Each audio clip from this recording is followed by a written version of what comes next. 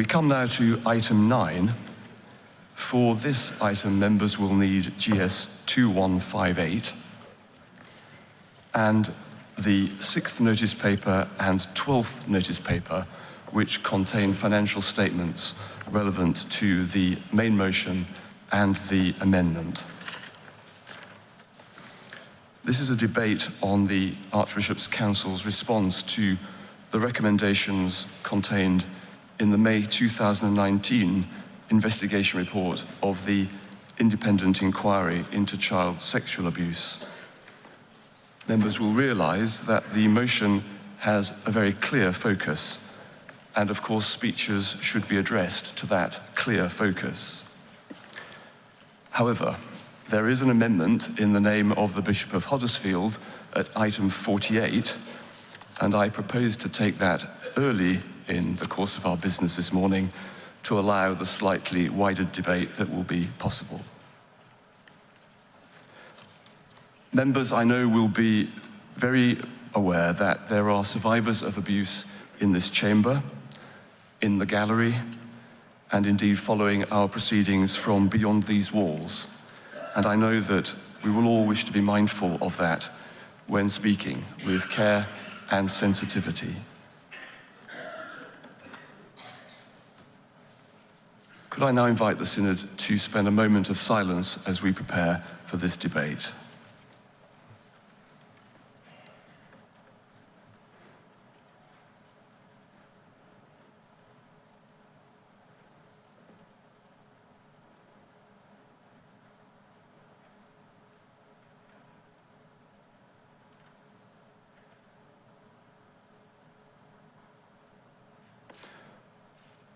Loving God, give us ears to hear, eyes to see, hearts of compassion, and the will to do justly, love mercy, and walk humbly with you, our God. Amen. So I now invite the Bishop of Bath and Wells to speak to the motion at item 9. Bishop, you have up to 10 minutes. Thank you, Chair. Good morning, Synod. When I took on the role of lead safeguarding bishop some 4 years ago, it would be fair to say that I didn't really know all that I was getting into. As I've often said, I am not a safeguarding professional. And as I get ready to pass the lead safeguarding responsibility to Jonathan Gibbs, Bishop of Huddersfield, I reflect on these years, an experience and a privilege I will never forget. The ICSA hearings, the conversations with victims and survivors, the learning lessons reviews, all this together has had a deep and profound impact upon me. At times I've been left angry and bitterly ashamed at how the church I love has behaved, but I've also seen light being shone into dark places.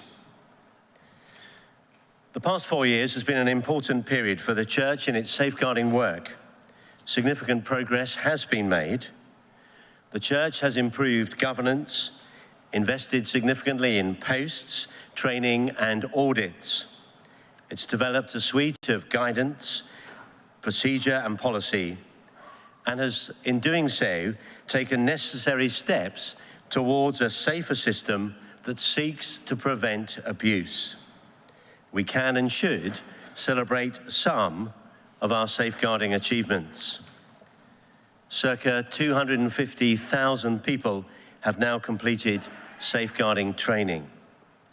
We have an independent national safeguarding panel acting as our critical friend and supporting national safeguarding governance. Safeguarding is now firmly embedded into our recruitment processes for clergy and church offices. Yet these developments, whilst incredibly welcome, have come about too slowly, and we know that, and we have much further to travel on our safeguarding journey.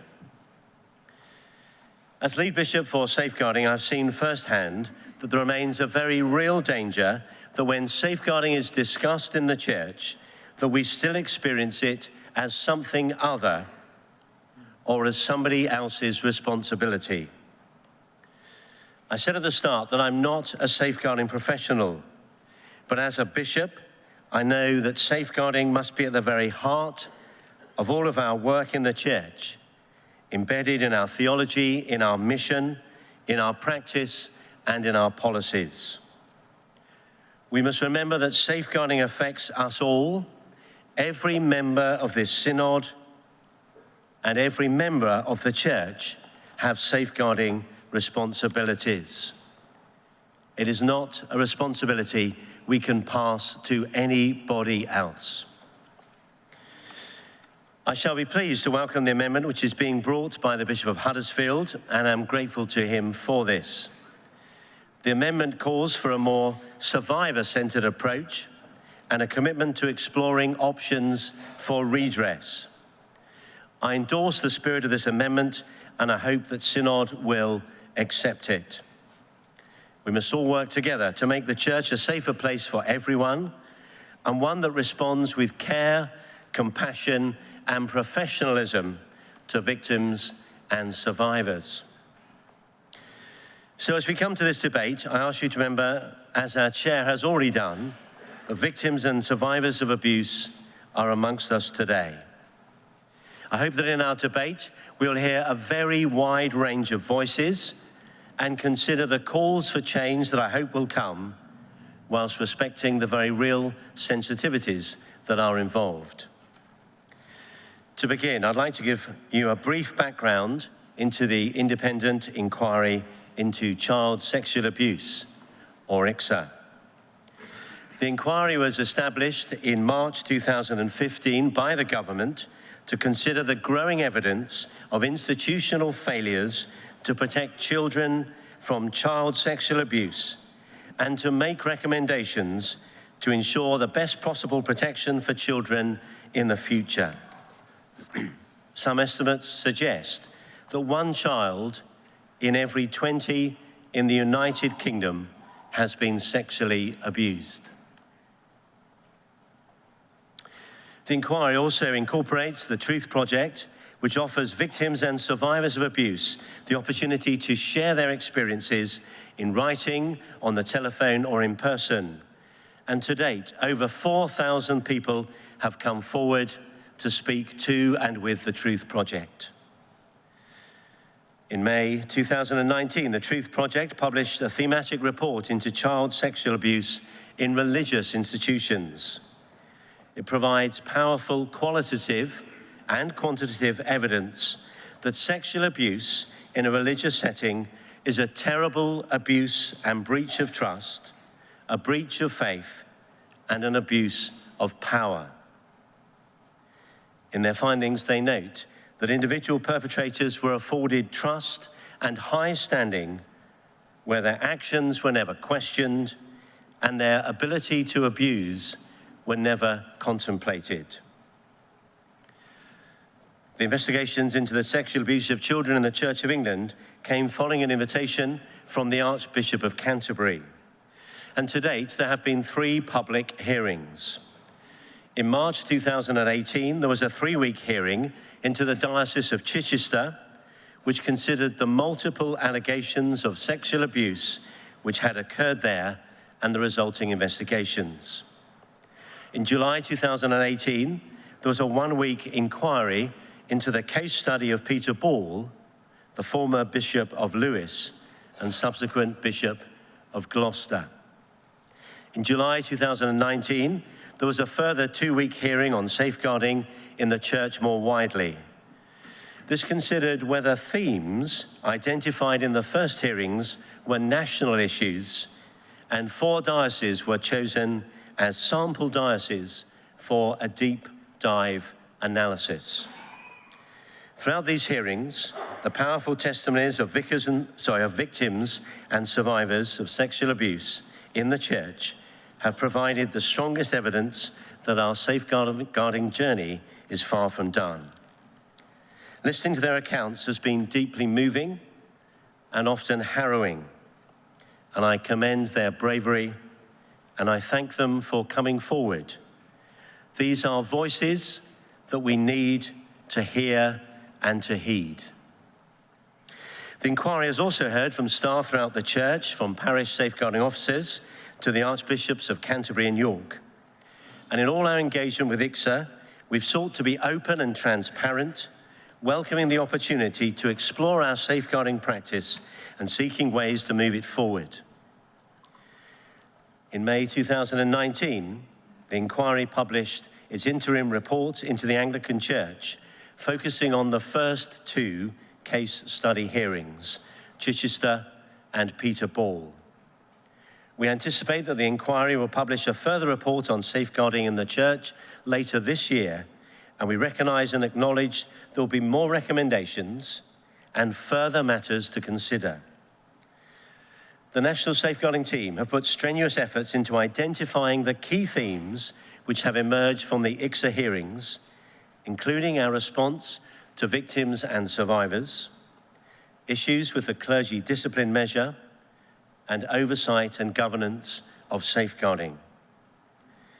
Synod will be pleased to hear that we are already working to address these and other issues and to build them into our safeguarding practice.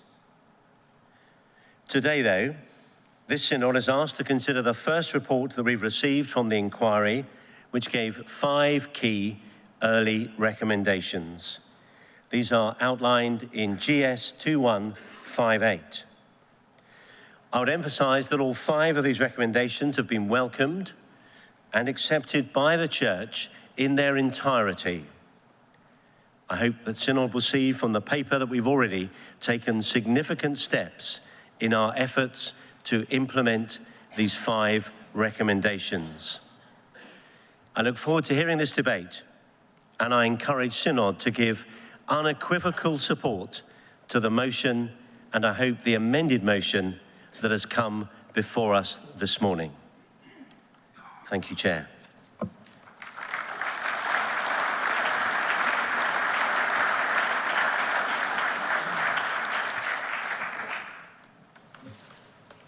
Before we begin our debate, may I just mention that members of the National Safeguarding Team are available during the course of this debate and immediately afterwards if anybody wishes to speak to them. Item 9 is now open for debate. I call the Archbishop of Canterbury. The time limit is 5 minutes, Your Grace. Thank you, Chair Justin Welby, Canterbury 1. I want to start by reaffirming what Peter said and agreeing with every word he said, including that I hope very much that we affirm as close to unanimously as possible the motion as amended and with its amendments. I want to reaffirm my apology and to join in with his to the survivors and victims who are here today, and to echo his words, to quote his words, they are voices we need to hear and to heed. I want to reaffirm that I know that around this chamber, in the House of Bishops, in the House of Laity, in the House of Clergy, there are victims and survivors at different stages, more than we think, as well as those in the gallery who have had the courage and the resilience to come forward and to demonstrate how badly we've done in the past and what we need to do. We are deeply committed to listening to and implementing the recommendations of ICSA and to pursuing more urgently the desire for a safe church. And as Peter said, the journey is far from done. In this debate, let us hold to the fact that we have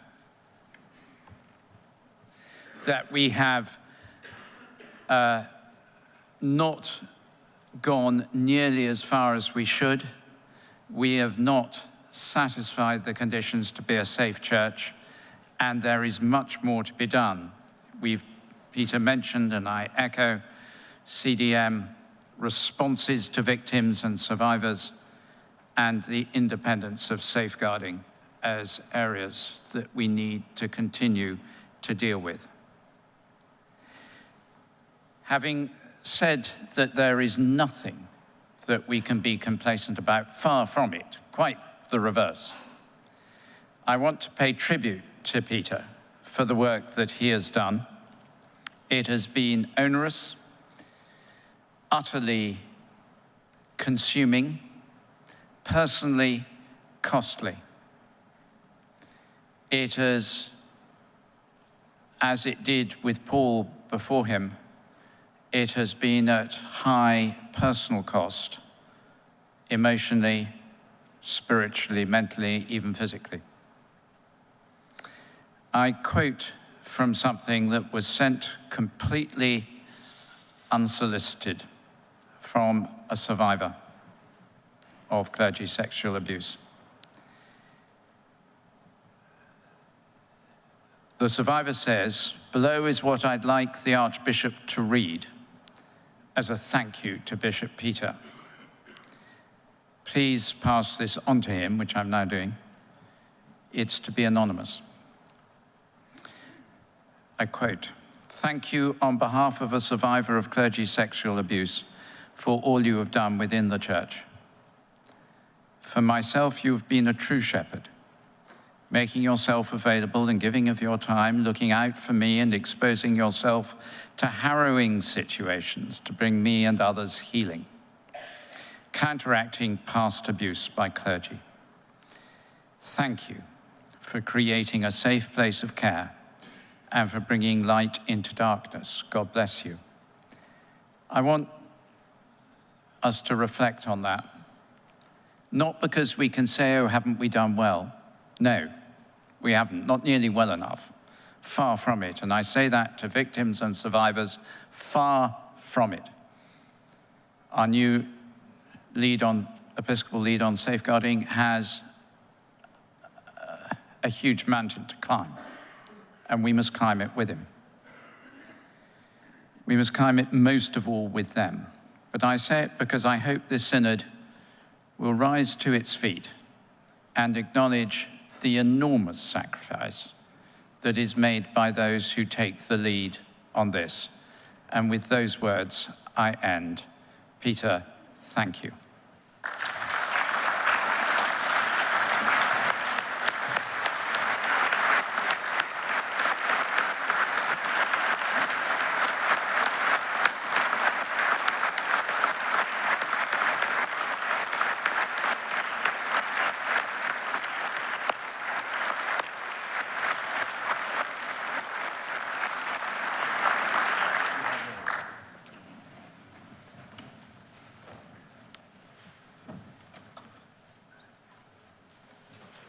We continue with the debate at item 9.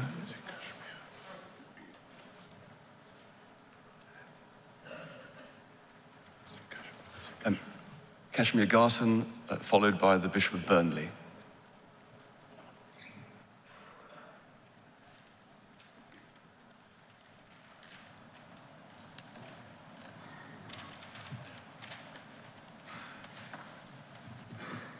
Senior manager within the National Probation Service and have a vested interest in the legal definition of positions of trust, will place such changes on a statutory footing and as such provide the Church with powers to enforce such changes where necessary.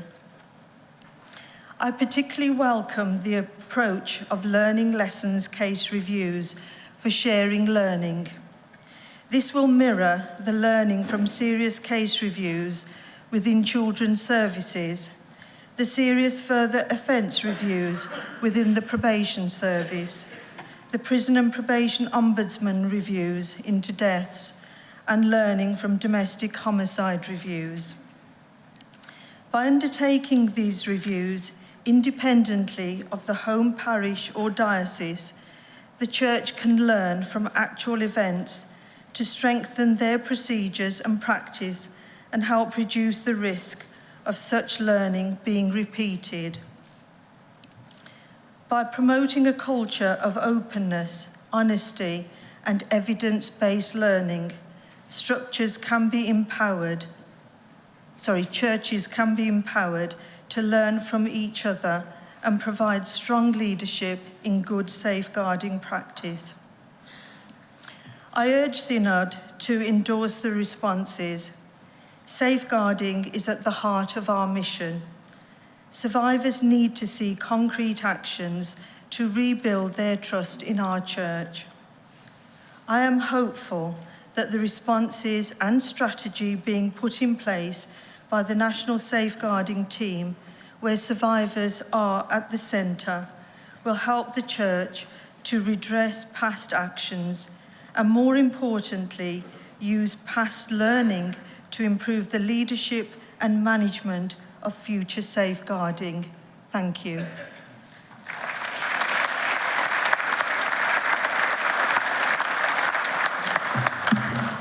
After the Bishop of Burnley, the Bishop of Huddersfield to move his amendment. Philip North, Bishop of Burnley, number 50. The recommendations that flow from the ICSA report are quite specific and quite detailed, and they're well addressed in GS 2158. But I would really urge people to read the whole report, one that raises vastly wider issues. It's essential reading, and I was really blown away by the impact that reading it had on me and on my colleagues in the Blackburn Diocese. Why? I think it's because the ICSA report enables us to see the Church through the eyes of survivors. Those who watched the Peter Ball documentary on BBC 2 a few weeks ago will find it did exactly the same. We had a really powerful Bible study this morning in which Isabel Hamley called for this so strongly, for us to see the Church through the eyes of the powerless. And that's what this report enables us to do, I think. And we need to pay vast tribute to the survivors for their courage. They're, in my view, prophets, calling us to greater gospel faithfulness. As I read the ICSA report, I found myself more and more reflecting on power, its use and abuse, and indeed on the power I hold myself as a bishop. As bishops, as priests, as lay leaders, we tend not to think of ourselves as powerful. We're instead often aware of the limits of our power. We're too aware of what we can't do because of complex legal structures and the inherited traditions of the Church of England. Or we affect a kind of faux humility, which is very much the tactic of Peter Ball. And that's the danger. Hidden power, opaque structures of power, ill-defined patterns of accountability are very easy to abuse or to take advantage of. These are important recommendations in front of us. I'm sure we'll embrace them wholeheartedly. But this is only the beginning of a response to one of the most forensic external analyses the Church of England has ever undergone. And I think there's two things we need to continue to consider in order to make power more transparent and strengthen accountability. The first is clergy terms and conditions of service. Freehold is demonstrably a safeguarding disaster. I'm not sure that common tenure is much better. We must ask ourselves very honestly if better defined, more transparent professional relationships would make for greater accountability and a safer church. The safety of children and vulnerable adults must trump even cherished traditions. And the second is a joined up and externally accountable safeguarding service. I worry deeply that the current arrangements lack the strength or coherence that we need to hold church leaders to account. In fact, in my view, they're dangerously fragmented. Every diocese, most cathedrals have their own teams with different employers. Then we have a national team. Then we have professional advisors whose relationships to DSAs and cathedral advisors is undefined. Often different safeguarding teams will give contradictory advice or will interpret guidelines in different ways. There are huge complexities when, as often happens, a safeguarding case impacts on numerous dioceses. And of course, in a deeply financially unequal church, there may always be the temptation for poorer dioceses to cut. There's simply too much fragmentation. And fragmentation creates gaps that manipulative people can crawl into. I'd suggest it's time that we tupid safeguarding staff across to a single, independently scrutinized national safeguarding service so that they're not employed by those whom they're meant to be holding to account, with all the clashes of loyalty that may encourage. I'm extremely grateful to the Bishop of Bath and Wells, to the National Safeguarding Team, to all others who've put so much work into GS 2158. And I look forward to that same willingness to listen and to reform being brought to bear as we continue to engage with ICSA. Thank you.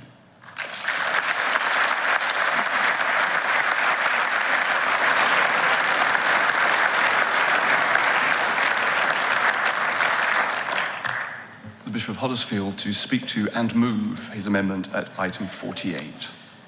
Thank you, Chair. Jonathan Gibbs, Huddersfield 51.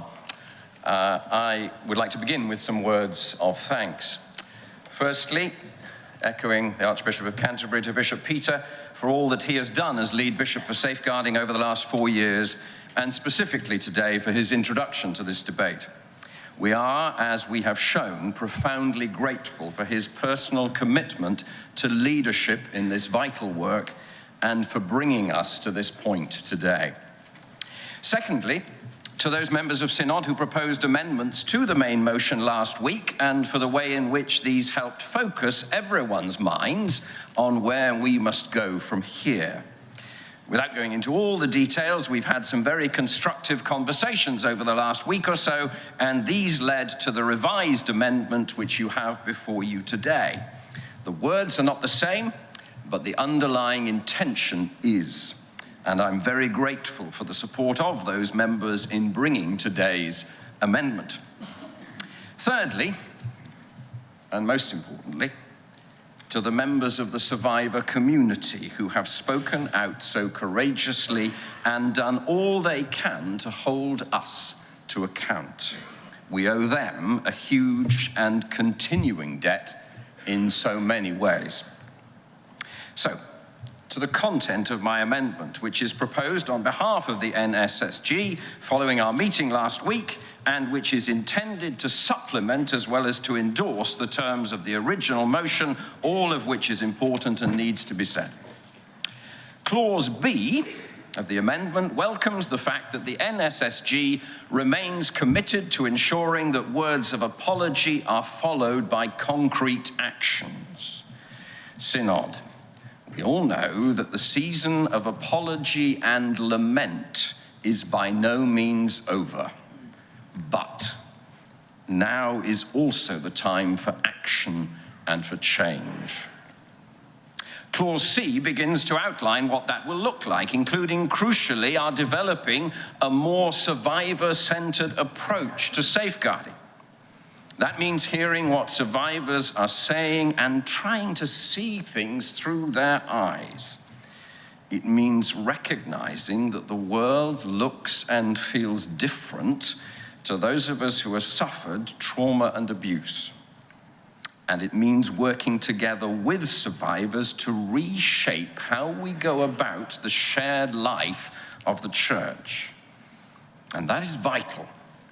Because frankly, too many of us, too often, still just don't get it. Clause C also speaks of arrangements for redress for survivors. This is a small phrase, but with big implications. It will mean money, serious money, and we will need to work out how we're going to fund that. But it must also mean changes in the way we handle claims and complaints, so that how we do things is shaped by the righteousness and compassion of God's kingdom and not by the short-term and short-sighted financial and reputational interests of the church. Finally, Clause D looks to the future and to the final ICSA report. That report will not make comfortable reading, and nor should it.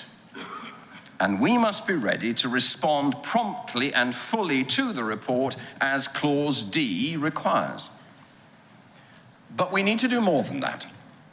And we should be looking right now to go beyond whatever ICSA says and to commit ourselves to making the Church of England into what it should be, namely a beacon of excellence in safeguarding, recognized as a community that excels in promoting the safety and well-being of every single human being, and one that acts as a voice for the voiceless and a refuge for the vulnerable. Synod, now is the time for action and for change. And I commend this amendment to you as an expression of our shared commitment. I move the amendment, standing in my name.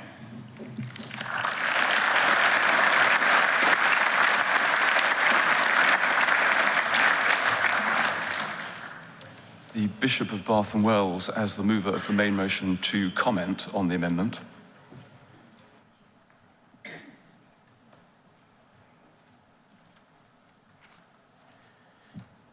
I thank Jonathan for his very powerful and very clear speech. I endorse everything he says, and I hope that Synod will vote very clearly and firmly to accept the amendment.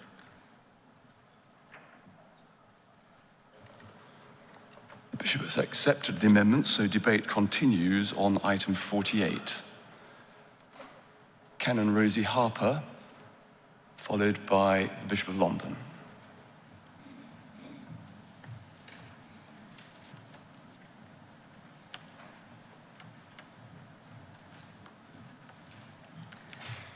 Could I please just check what the time limit is? It remains 5 minutes, Canon Thank you Harper. very much. Rosie Harper, Oxford, 190. In this short speech, I hope I will be able to say some of the things about why these amendments are really seriously needed. Because my question at the moment to the archbishops and to the bishops is very simple. What has really changed? A couple of years ago, I asked a question in this House wanting to know in what ways the bishops could be held accountable for implementing their promises. I'm afraid I received a very patronising answer along the lines of, "Trust me, I'm a bishop." And of course, at a deep level, nothing did change. I can see that there's a lot more process, as we've just heard this morning, and as a parish priest, I'm certainly doing a lot more courses and a shed load more paperwork, and that is good, and it's raised the general level of awareness considerably. But what hasn't changed yet is how survivors feel about the church response. They are still waiting for a genuine Christian and human interaction.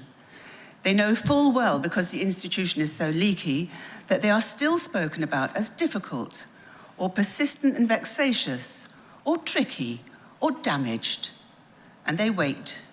They wait for apologies, they wait for fair and just restitution, and they wait for proper pastoral care. And in the case, for example, of UN survivors, they even wait for an honest and truthful investigation into the whole barbaric abuse to actually be undertaken. Some survivors have lost income and life savings in their process of fighting injustice and dishonesty, and they're still waiting for their lives to be rebuilt. Last week, a UN survivor made a heartfelt plea. "It has been 7 years," they wrote. 7 years. There needs to be a culture change, and it needs to start at the top. Because big public apologies come easy, even tearful ones, which incidentally make the apology about the person apologising, not the survivor. Genuine personal apologies seem to be more difficult, even when the people concerned are in the same room as one another. Will the House of Bishops please work out how to make the Archbishop's promise to put the survivors at the heart of what we do a reality to which they will be held accountable in a measurable way with consequences for ongoing failure, a tangible reality that survivors can see and know. But as the full ICSA report will doubtless demonstrate, we are still on the nursery slopes. Thank you.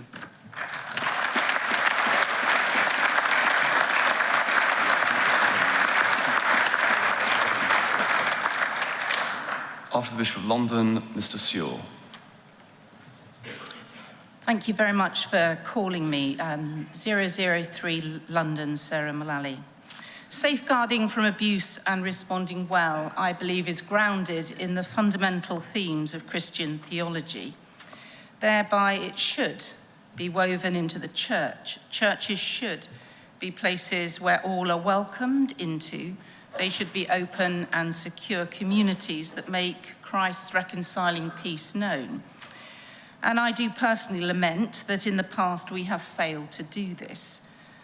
I do think that over the last few years there have been changes, better resourcing, new policies, better procedures, training has improved. There have been audits of all dioceses in the Church of England undertaken by the Social Care Institute for Excellence, and I do see some change in culture. But I also continue to hear the voices of survivors and victims of abuse who say we have not moved quickly enough. And I am sorry if I have been part of their frustration. But as I think Ixus reflected on the day in which I attended, that no one person can do this alone. The House of Bishops can't do this alone. We are all, every one of us, involved in culture change. Culture change is about the way we do things around here. Culture change does not happen, and the way we do things around here does not change unless it is owned by each one of us who is part of the culture.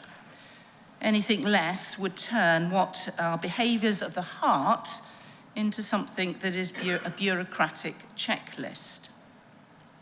Culture change, I've observed, is more successful if it is clearly led by its leaders, when behaviours are reinforced by training, communication, and audit. But maybe most importantly, change is only successful if we understand what good looks like. And we can only understand what good looks like if we work with survivors and victims of clerical abuse. And actually, if we are to properly involve survivors and victims of clerical abuse, we do need to properly resource this, not just in terms of money, but also in terms of skills. And therefore, I would encourage each one of us to think very carefully when we come to vote on this motion and the amendment, and particularly C. Because by voting for it, which I will, says that we will properly refund the involvement of survivors and victims. And I don't just mean redress. If we are to work together, to work with them so they enable us to know what good looks like, we have to properly resource and fund this. I'd also want to add my support to the Bishop of Burnley. If we are to properly understand our power, our lines of accountability and responsibilities, I do believe that we need to review common tenure and freehold, because until we do that, we will struggle to hold account and to understand our responsibilities.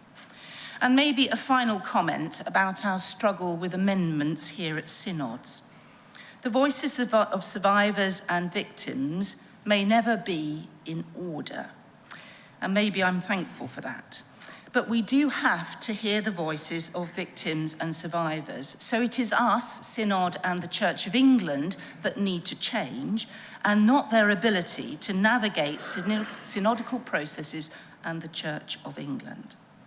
Together, we are involved in transformation. Together, we are involved in transformation, which I do believe has begun, but I know that we are not there. And I long to see, and my prayer continues to be, that we will see changes of the heart and of the way we do things around here.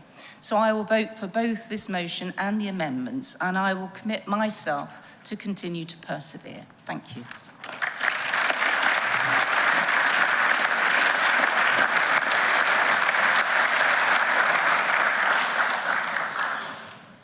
After Mrs. Sewell, Mrs. Leaf. Martin Sewell, Rochester 391. Thank you for calling me chair. My friends, I ask you to support the amendment and the motion, and I'd like to explain the importance of what lies behind the mere text. The words may still look a bit bland, but let me unpack why they matter, to explore the spirit of the amendment and show you some of the hope that lies latent within it, and especially within that little word, redress. It's common knowledge here that Peter, David, and I would have liked stronger words. But all three of us have experience in mediating acrimonious disputes.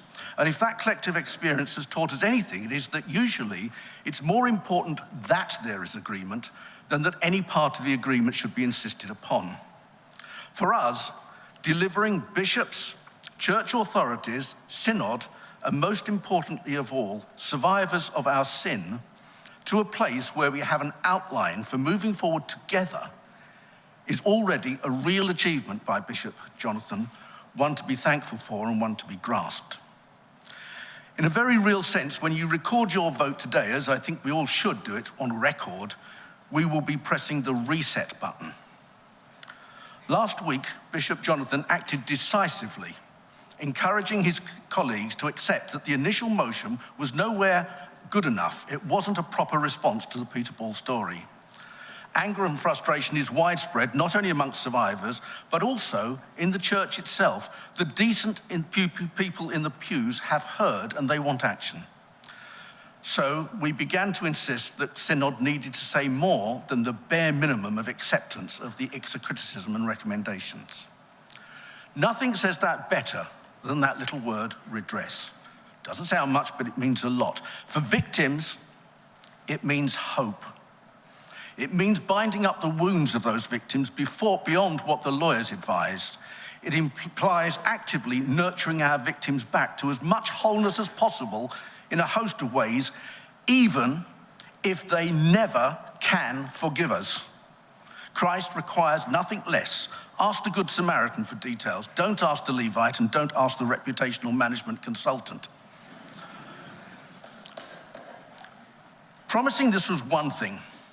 Getting the survivors to believe that they might just dare to begin to consider the possibility of fundamental change in this place is quite another.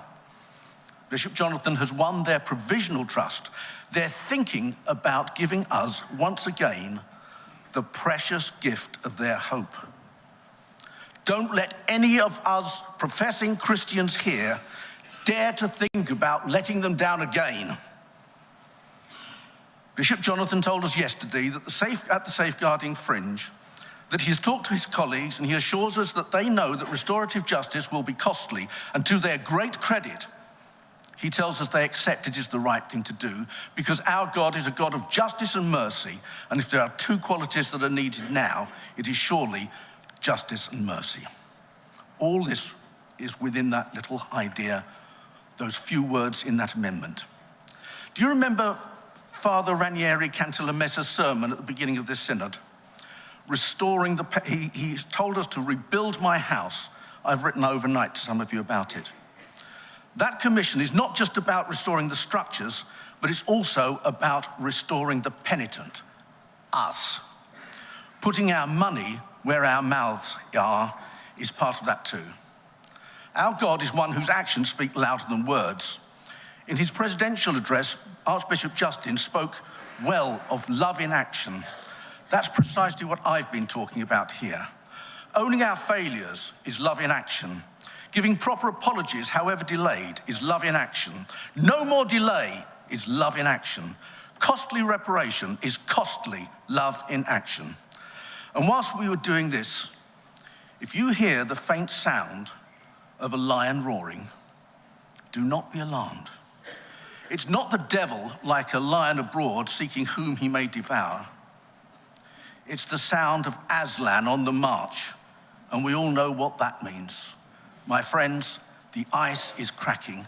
Come with us on this journey of penitence and hope.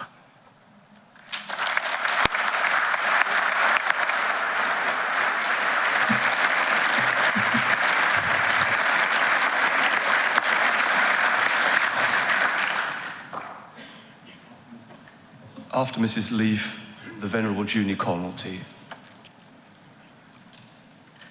Susie Leaf, Truro 421. I had thought that many would stand. I thought my voice wouldn't be needed. And I wonder if we all feel too small, too powerless, because I know I do.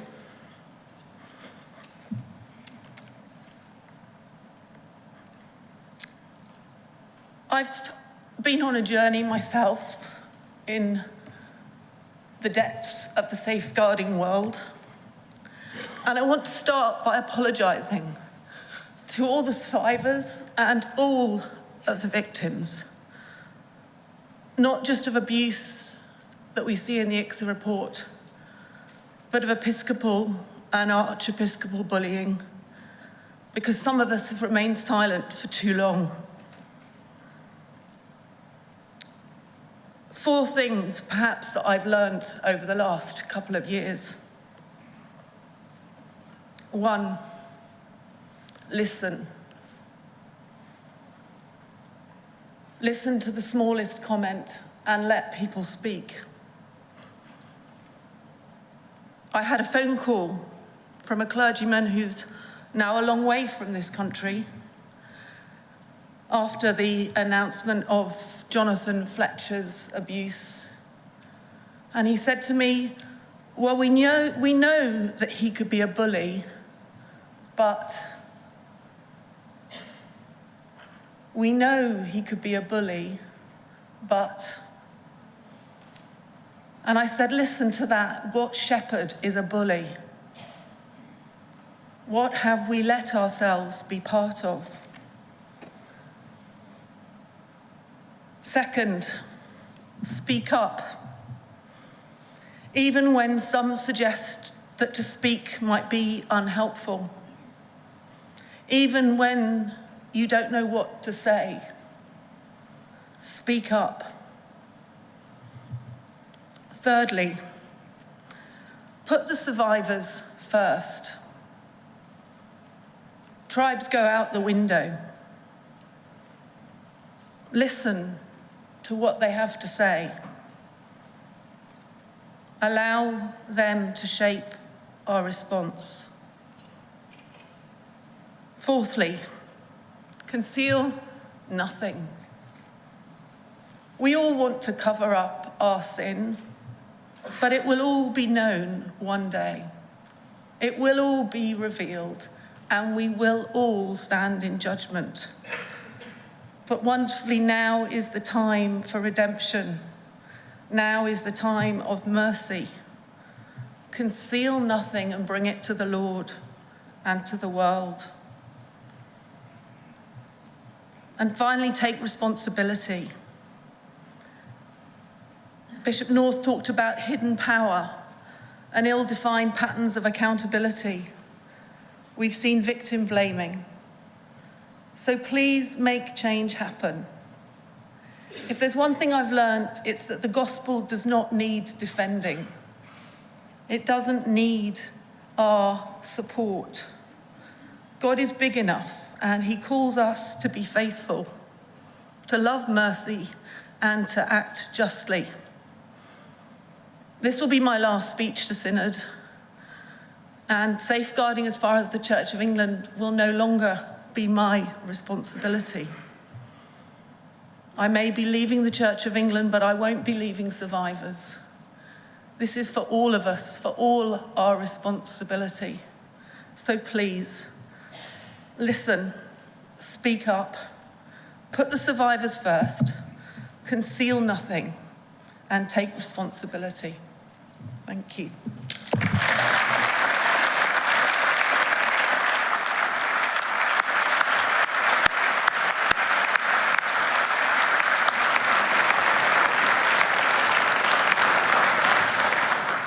After the Archdeacon, Mr. Adams.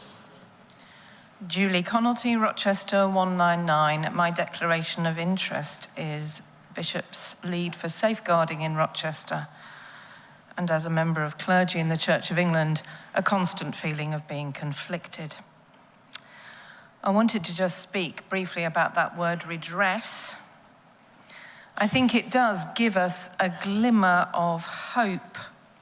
Most importantly, of course, it gives a glimmer of hope to survivors. But I'm a Charlton Athletic fan. We have a saying, I'm sure many of you do, that it's not the despair that kills you, it's the hope. We particularly remember that when we've thrown away a 2-0 lead. That's important to remember. Survivors have suffered in terms of mental health and physical health. They've lost families and relationships and homes and jobs and secure retirements. if we are serious about redress, if we are serious about offering hope, then we must not fail to deliver on that. Failure to deliver on hope kills, quite literally. I've been doing some hand-wringing recently. We're often accused of that in the church, and I realised last week, in conversation with a survivor, that I'd been up to it too.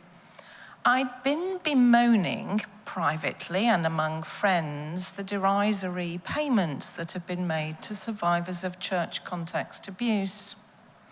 And I've been waiting for the national church to take action about that. But I'd forgotten that I am well placed within my diocese to ask some very difficult questions, as are many others of you in this room. So I spoke at Bishops Council and just raised this. Because surely within our diocese we have the capacity to go further than a full and final settlement. Surely we have the capacity to do justly, to act mercifully, and even to be generous. Surely we have the capacity to question our insurers about their practices, and indeed our lawyers. It occurred to me that actually we can change insurers if we don't think their methods are ethical. I changed my electricity supplier. I am hoping that when I go back to my diocese, some of my colleagues, and I'm sure they will be asking me some very difficult questions in diocesan synod. I urge you, synod members, don't just wait for the national church. Survivors are watching and wanting to help us. But we must not hold out hope and disappoint them. We must go back to our diocese and do something.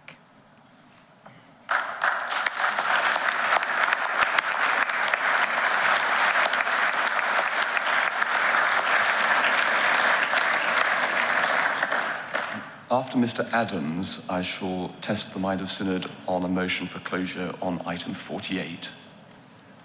Chair, are we still on 5 minutes or 3? We are still on 5 minutes, Mr. Thank you. Adams. Peter Adams, St Albans 392. Synod, I welcome the motion, and especially the amendments. I believe it sets a platform from which our new lead bishop for safeguarding can take us forward. Thank you, Bishop. I know the words apology, concrete action, survivor-centred response, and redress are music to our survivors' ears. Synod, the ICSA inquiry has been deeply painful for the Church. It's vital we embrace the whole process as deeply and widely as we can. We need to take on board these 5 recommendations, and we need to go so much further now. Central to so much of ICSA's hearings has been the Church's handling of disclosures of abuse. How has it happened that as a Church we've allowed ourselves to become mired in the mess of failure to respond appropriately? My desire today is not to apportion blame. The whole Church, as we've heard from Susie Leith, has been silent for too long on this and left it to our bishops. I think it's too much for them to bear. General Synod now needs to add its weight to this issue as clearly as possible. I sat with a survivor last week. Robert was sexually and physically abused between aged 9 and 13 while at a cathedral choir school in the early 1960s. He's not been part of MACSAS or the other survivors' networks. In his words, the cathedral was heaven to me from the first time I went for voice trials. The choir master led me into the nave. He asked me to sing a high note, and to my amazement, the echoes danced around the expanse of this vast building. I felt as an 8-year-old I had heard the voice of an angel, and that somehow that would please God my Father. But then that cathedral became the place I was abused multiple times. When I left age 13, it was like I said goodbye to my Father in heaven. On the brink of suicide at 18, I came to a personal faith. Over the years, I've occasionally visited, but found it very difficult to go to an Anglican church. I broke down on going into a cathedral. I had such a surge of emotions. 3 years ago, I told my story to the ICSA Truth Project. Then 2 years ago, I met with the dean in the cathedral where I'd been abused. Last year, in my mid-60s, I was at last able to go and sing evensong there. Robert's is, to be frank, one of the good stories. I wish there were many more. Today, Robert works in prisons with men who've been abused. He has a deep and profound understanding of trauma and post-traumatic stress disorder experienced by victims of abuse. We spoke of the lifelong impact of that trauma and PTSD, and the way that trauma impacts people differently. Talk to any of the dear men and women who have been gracious enough to spend time with us, and you will see that. Some have found coping mechanisms that allow them to live relatively normal lives. On the surface, though depression and dark times come on unexpectedly and too often. But others find it hard to keep down a job decades after their abuse. Almost all tell on how disclosing life gets harder, and even more so when they're not believed or obstructed again and again. For some, their anger can lead easily to being dismissed as not serious about resolution. But none choose the way they present. It is a consequence of their abuse, of their trauma. Some have retained faith like Robert, but expressed it in another church. Some, amazingly, have found a home amongst us. Many struggle with faith. Most struggle financially. We need to learn from our survivors and from experts in trauma and PTSD, and how we can make it easier for them for those who've been so deeply wounded and still need appropriate redress. Survivors of child sexual abuse in our midst will carry the impact of that trauma throughout their lives. Nothing we will do will change that. But today we can lay a foundation for a response that will make that journey easier. Thank you.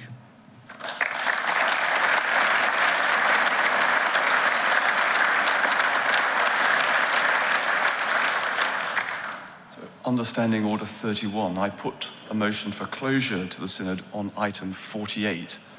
Would all those in favour please show? And would all those against please show? That's very clearly carried. Thank you. So we now return to item 9 as amended by item 48.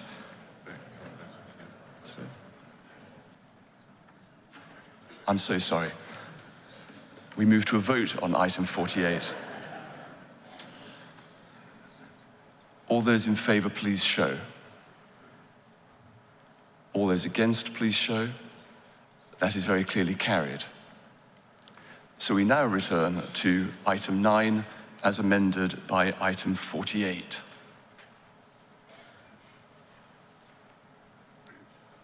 The Bishop of Gloucester, followed by Mr. Freeman. The Bishop of Gloucester will have 5 minutes. The speech limit thereafter will be 3 minutes.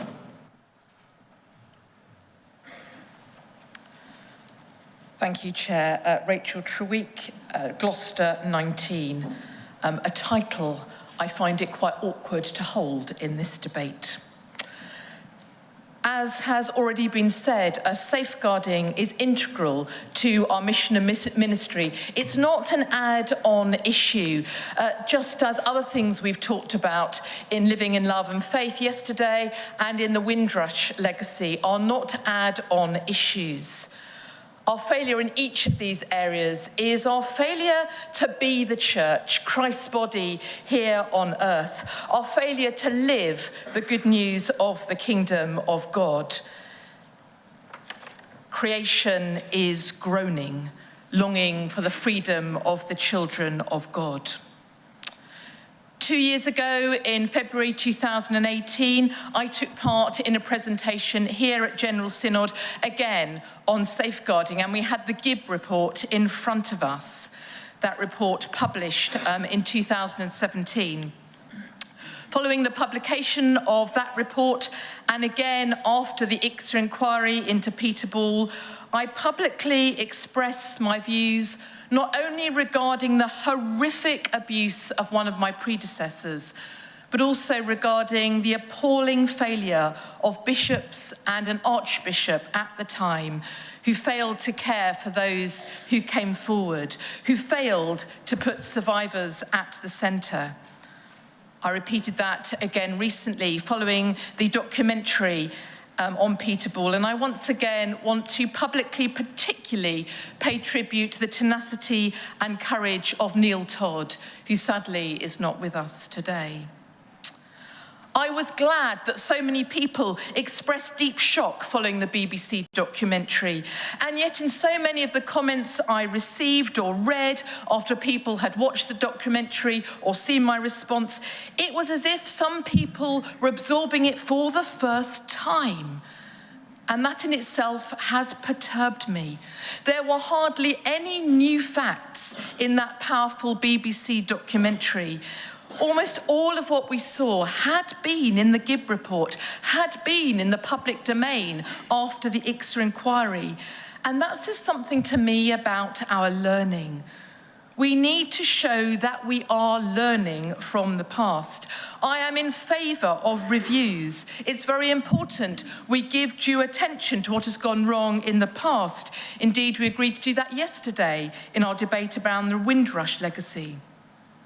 But if we are going to learn from reviews and inquiries, then lament and regret and apology are not enough, as the amendment today has said.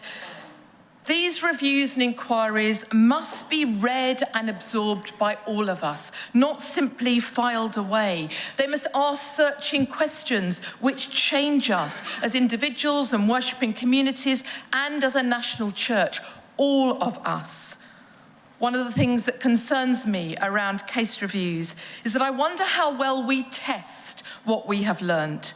How does it go deep within us as we live the body of Christ together, all of us? I wholeheartedly have endorsed the recommendations today, and I'm grateful for them because they challenge us more fully regarding our learning and our accountability to each other. The past, the present and future need to be held together in much greater tension. We do need to get process and structures and policies right. We do need to put money into all that is needed. And we need to find ways of testing together how what we have learned from reviews and indeed all that training, how is it changing us in the present, which is not simply about process, but is about something much deeper. When it comes to money, there have been discussions in this chamber regarding how we use money that we're fortunate to have from the past and how we spend it now in the present, very aware that we are spending the money of the Church of the future. There have been lots of discussions around that, particularly in relation to strategic development.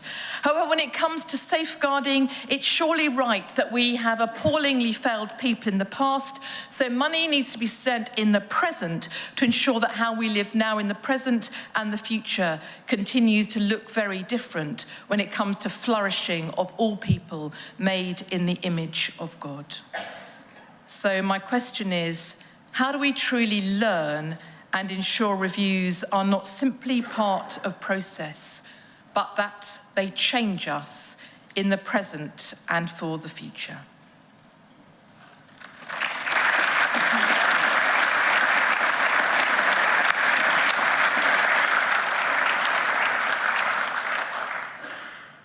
After Mr. Freeman, the lady at the back of the chamber.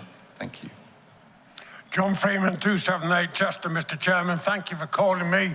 I stand here as one who was subject to sexual abuse as a school child. The schools are much better than the church at getting on with it. The head teacher involved spent time in jail. because people told the authorities.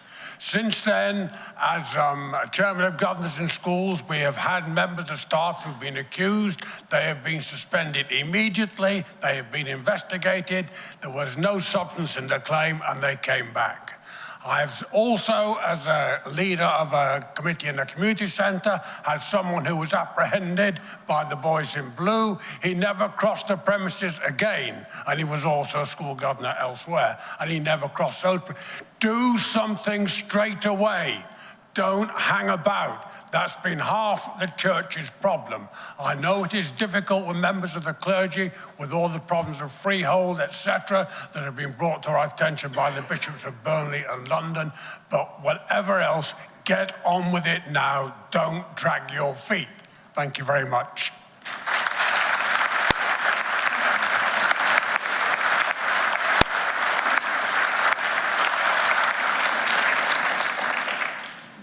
After the next speaker, to whom I apologise not being able to call you by name, the Reverend Sir George Newton. Emily Bagg, Portsmouth 384. Chair, I hadn't intended to speak, but as one of those 1 in 20 that Bishop Peter spoke of earlier, abused by my church, I wanted to stand to support this motion, albeit slightly cautiously. I am not a victim. I am a survivor. Words are not enough. We can talk and we can promise and we can promise and we can talk. But concrete actions are all that really matter to people like me. Concrete, real, immediate action. Synod, please support this motion. But absolutely, vitally, be prepared to put your money where your mouths are. To totally, utterly, and radically take real, concrete action. Thank you.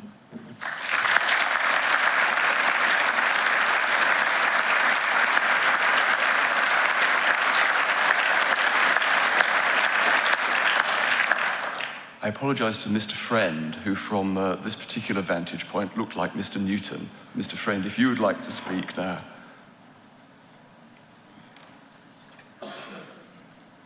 Speech limit remains 3 minutes. Simon Friend, Exeter 310. I want to acknowledge the presence of survivors here, both in the chamber and in the gallery. And I want to say to those in the gallery that I saw your poster, and I think it's vitally important you keep asking awkward questions.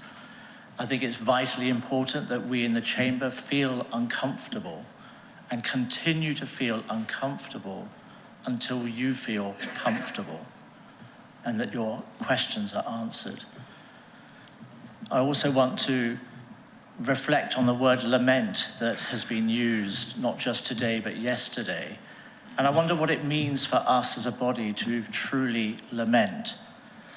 After reading the ISCA report and watching the documentaries, I've, like many, was deeply sorrowful at what people have been through at the hands of us here representing this institution.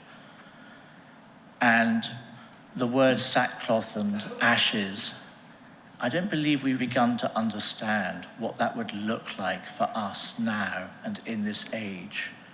This is a very cerebral chamber. We talk, we think, we write, but somehow we need to embody lament. And somehow we need to find a way of embodying the sorrow that we all feel. And the words that come from the Archbishop and Bishop Peter and those in senior leadership are very, very welcome. But actually those of us who are on the ground, we also need to enter into this lament. So I would encourage us that we need to find a way to embody that as an institution.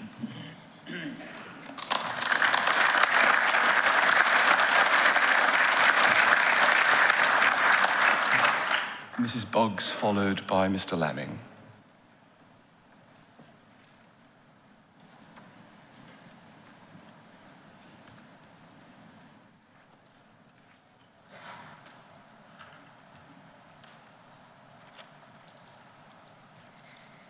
Debbie Buggs, London 353. Simon Friend has just alluded to the poster. For the record, for those outside of the chamber and for those reading a record of the proceedings, I'd like to just say that it said that 23.5 million has been allocated to the Lambeth Palace Library, the new building, and nothing has been allocated for Redress. Thank you.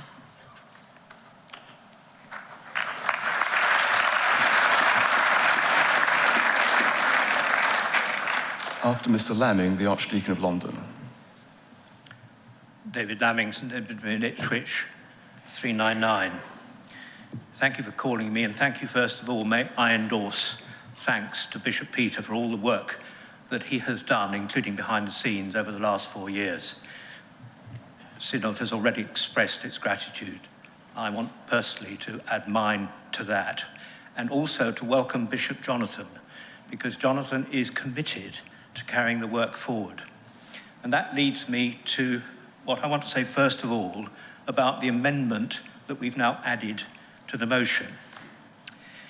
Yesterday afternoon, we spent quite a lot of time about rules. I make no apology for that.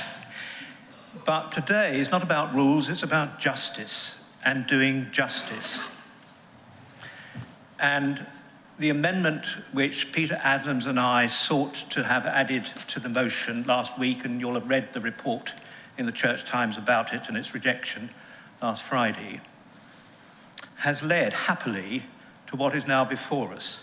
As a result of Bishop Jonathan's lead at the NSSG and the feeling amongst the members of the NSSG that the rather, for want of a better word, bland motion that we originally had on the order paper unamended needed to be expanded, needed to acknowledge the fact that we needed to be survivor-centred in our approach to safeguarding in these issues.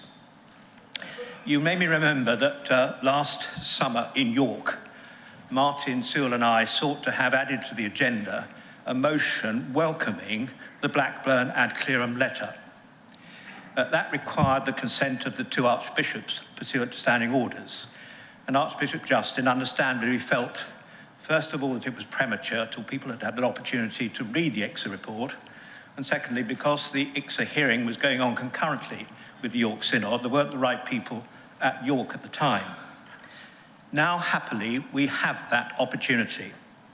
And what I'd like to do is just share with you some of the words of that Blackburn ad clerum letter, to which, of course, Bishop Philip North was one of the signatories. What they said in part was this: the church should be the conscience of the nation, and yet, as the ICSA report shows, again and again we have placed the reputation of the institution above the needs of the vulnerable. In addition, when the contemporary church fails to respond properly to allegations from the past, this becomes a form of re-abuse, adding a fresh layer of hurt and harm to those whose lives are already damaged. Trite, formulaic responses will not do. There has been grave sin within the church, and unless corporately we name, confess, and deal with that sin, our mission to the nation is fatally undermined. Members of Synod, time has run out. May I just conclude with a quote from Professor Munro: a concern with doing things right against a concern with doing the right things. Today, we must do the right things. Thank you. Thank you, Mr. Mayor.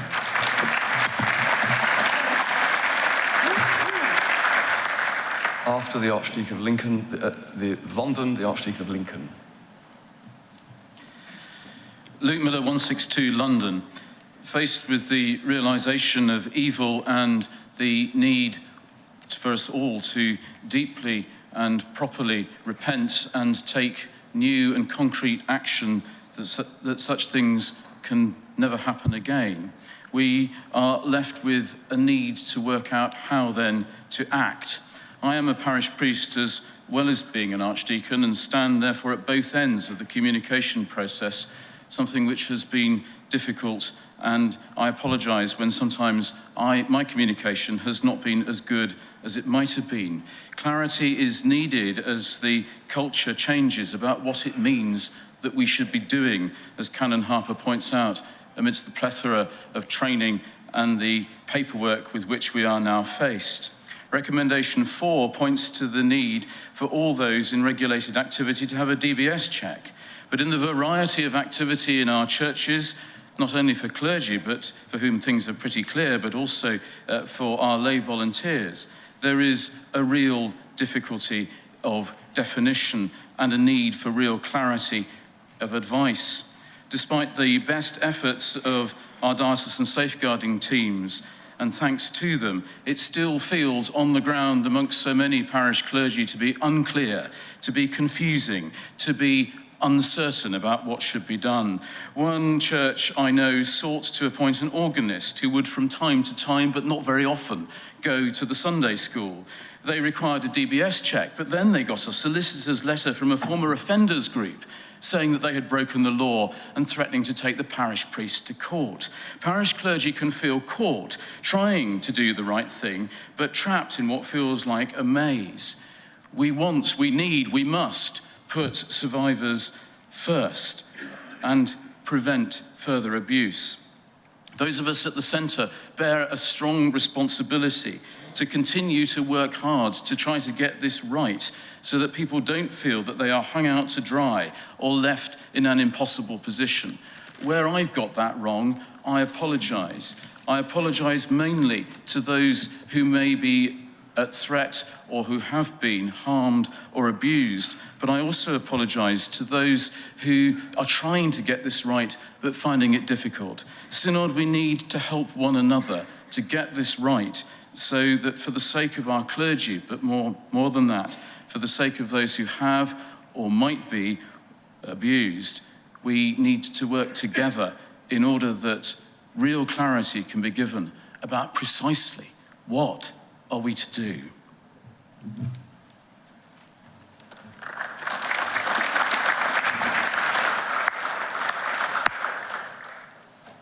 After the Archdeacon of Lincoln, I shall test the mind of the Synod on a motion for closure. Kirk Lincoln 151, and I declare an interest as a member of the National Safeguarding Steering Group. I welcome this report and each one of its recommendations, but I want to suggest 2 further ones in order that we may put, as we've been encouraged to do, our money where our mouth is. As an archdeacon, you might anticipate they'll be structural. In no sense do I want to divert Synod's attention from survivors and victims.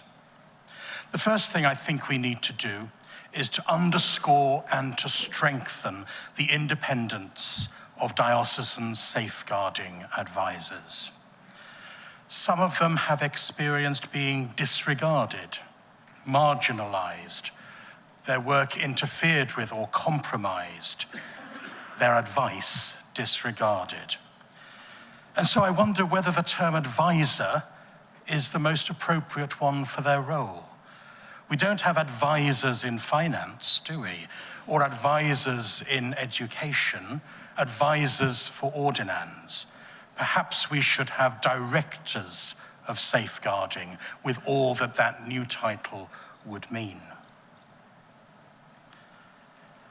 And when an advisor gives advice and people fail to follow it, please could we have a one-stop route for blowing the whistle there and then? If the archdeacon or the bishop or whoever is correct in disregarding the advice, that will come out in due course. But let's no longer have professionals and not listen to their advice. And the second is about formation. We are still some way short, as colleagues have said, of the whole church realizing that safeguarding is an every member responsibility. I believe we need a significant investment in the formation of clergy and lay ministers in order fully to embed the culture of safeguarding to which we all aspire.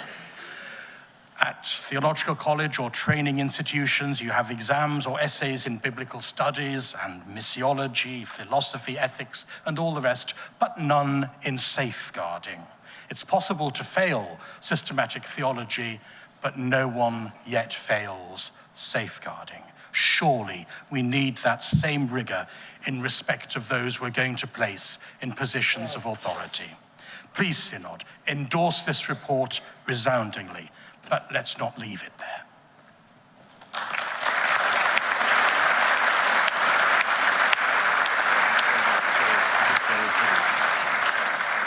Before I put the motion for closure, I'd be glad to hear from Canon Spence. John Spence, Archbishops Council, 467. As your finance chairman, I've listened to points being made about money needing to be spent and about allocations being made for libraries or other things. Let us be very clear. This is not about affordability, it is about justice. Justice cannot have a different value depending on the finances of this or that diocese. Whatever we are told is required by those responsible, that is required for redress, then those funds will be found. Thank you.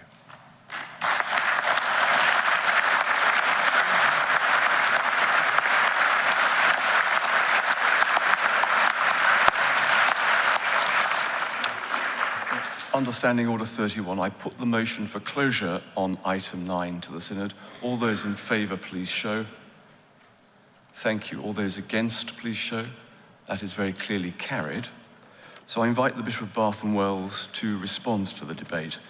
Bishop, we'd be grateful if you could do that within 5 minutes.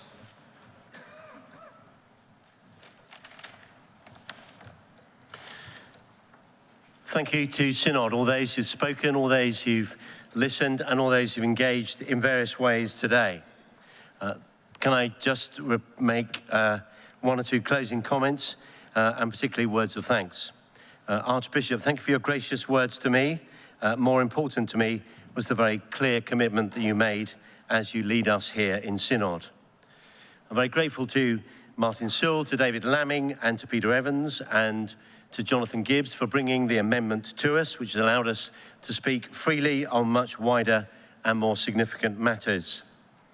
I'm grateful to Kashmir Garton, calling us to increased professionalism, saying very prophetically, survivors need to see concrete actions to rebuild trust in the church, and a call for redress that others echoed subsequently. Philip North, a forensic analysis of the church, a lack of strength and coherence, a worry about fragmentation, structures inadequate, and he set out the reasons for that. Jonathan Gibbs, I know deep in your heart, is a survivor-centred approach to safeguarding. We thank you for that.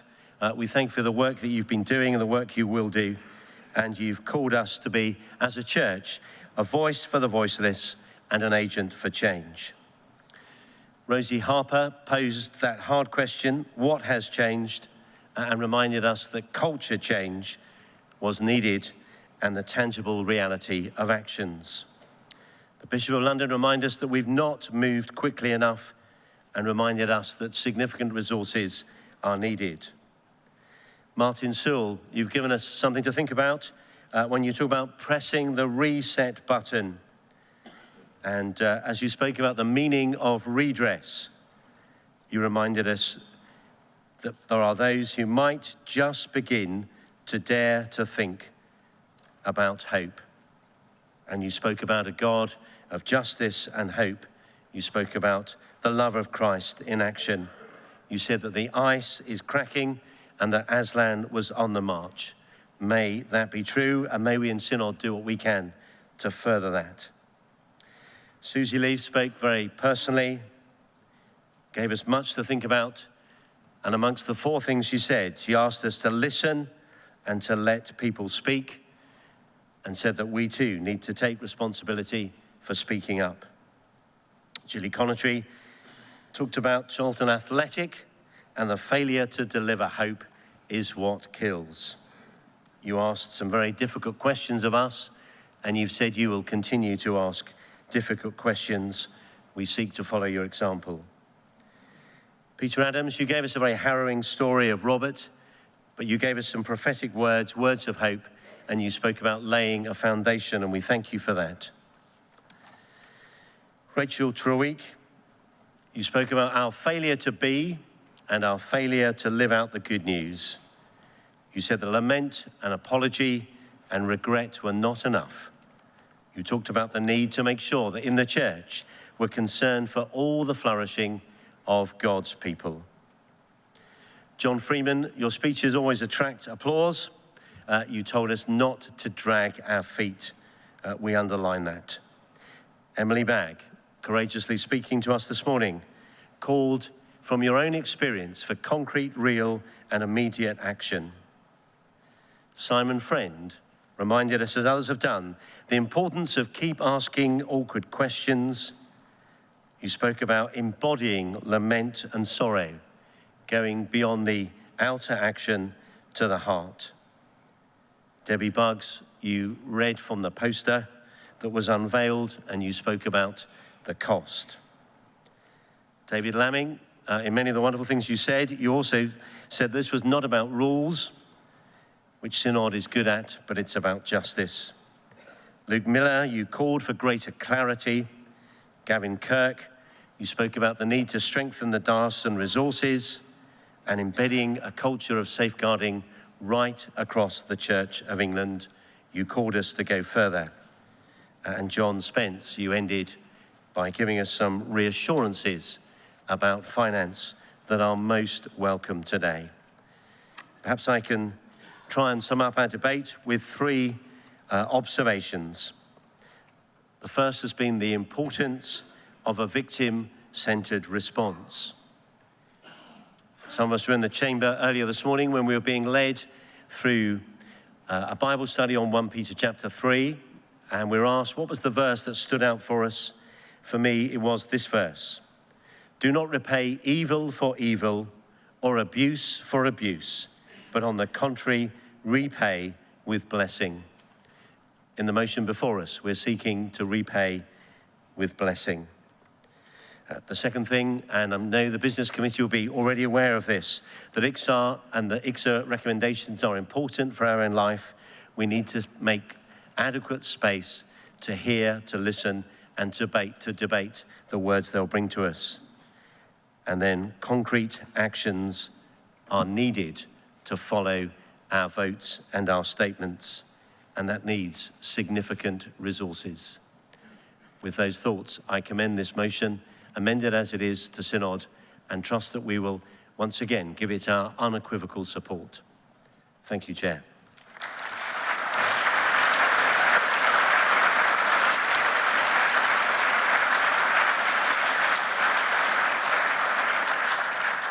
Before we move to a vote, I invite the Synod to wait upon God for a space in silence.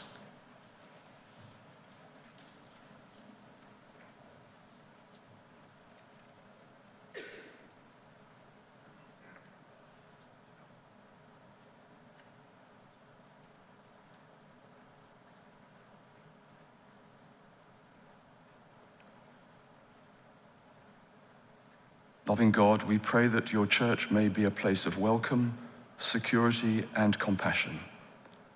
Keep us watchful yet caring, trusting yet ready to question, that all may live your risen life in safety and in the knowledge of your saving love, through Jesus Christ our Lord. Amen. So we now move to a vote on item 9 as amended. Point of order, I think Canon White.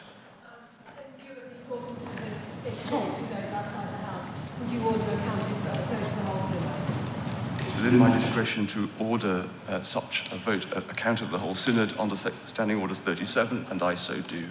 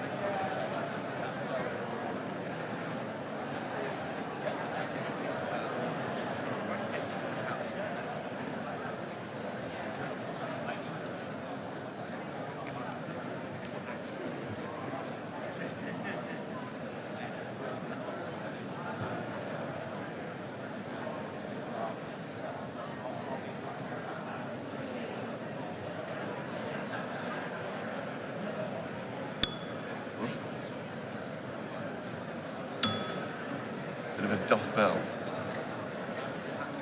This is a vote on item 9.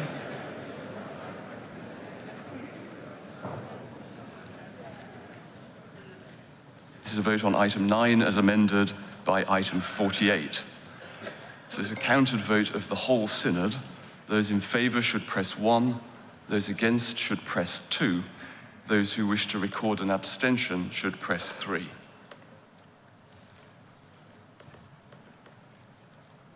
The voting period is now open and will end in 1 minute.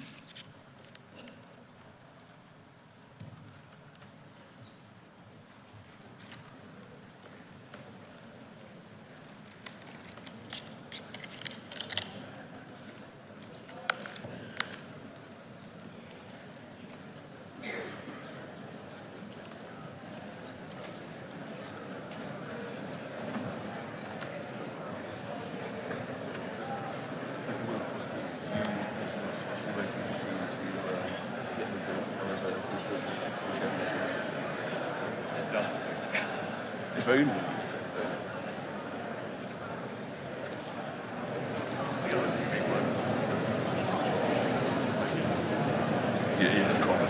Quite. The voting period will end in 15 seconds.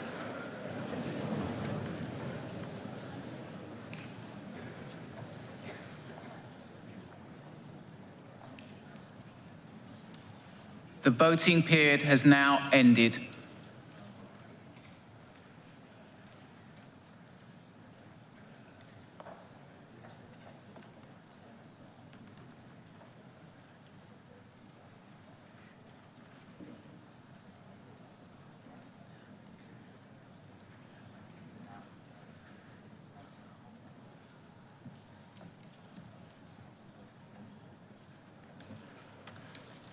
They're voted on item 9 as amended by item 48. 361 in favour, with no votes against and no recorded abstentions. The motion is clearly carried.